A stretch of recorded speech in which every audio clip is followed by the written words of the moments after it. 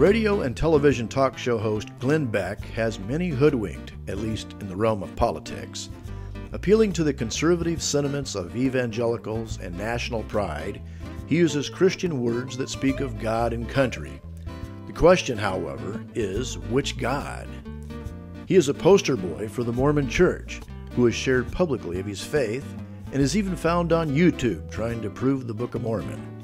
Now, our Mormon friends will use all the right terms, but their definitions are from another world.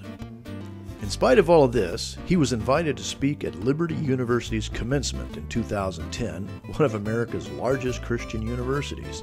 Well, they downplayed his Mormonism by claiming to look for things that unite us. I guess being an American is all it takes. Never mind that Mormonism teaches that Jesus is the spirit brother of Lucifer, and their God lives on a star named Kolob. The Mormon prophet is still recorded in their so-called scripture as claiming that all other creeds are an abomination, and their professors are all corrupt. Sounds like we do have a lot in common. If Beck cannot see the problem with Mormonism, why should he be trusted with anything else requiring critical analysis of facts? Now, Trinity Broadcasting Network, that is TBN, even covered Glenn Beck's Restoring Courage rally in Caesarea, Israel in August of 2011. Rather strange that a Trinity company would get anywhere near a spokesman for the Mormon cult. Yet, Beck is quick to use Israel as a means to gain support among evangelicals. We must remember, however, that the Mormons have an extension of BYU in Jerusalem, so they have a vested interest there. The Marriotts, who are also Mormons, have a hotel in Jeddah, the gateway for Muslims on their annual trip to Mecca for the Hajj. So the Mormons have no shame. They will use the Arabs as well as the Jews for the sake of building their empire. A Book of Mormon is placed in every room of the Marriott hotels, but probably not in Jeddah, where only the Quran is allowed.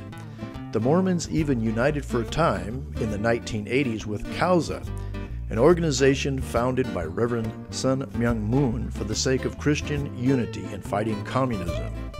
For some people, all one needs to be classified as a Christian is to carry money that claims in God we trust. Never mind that many of those dead presidents portrayed on our bills were no more Christian than Glenn Beck. They could quote the party line while attending Masonic lodges, or in the case of some, the Unitarian Church. It is rather odd why David Barton of Wall Builders would tour on speaking engagements with Beck as though they stood for the same gospel.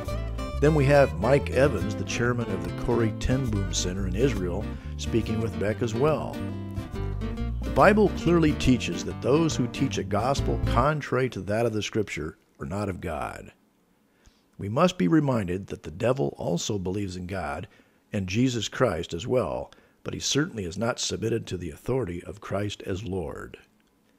John the Apostle gave us a bit of advice in his second epistle. For many deceivers have gone out into the world, those who do not acknowledge Jesus Christ as coming in the flesh. This is the deceiver and the Antichrist. Watch yourselves that you might not lose what we have accomplished, but that you may receive a full reward. Anyone who goes too far and does not abide in the teachings of Christ does not have God. The one who abides in the teaching, he has both the Father and the Son. If anyone comes to you and does not bring this teaching, do not receive him into your house, and do not give him a greeting, for the one who gives him a greeting participates in his evil deeds. Apostle Paul, writing to the Galatians, wrote, I am amazed that you are so quickly deserting him who called you by the grace of Christ for a different gospel, which is really not another, only there are some who are disturbing you and want to distort the gospel of Christ.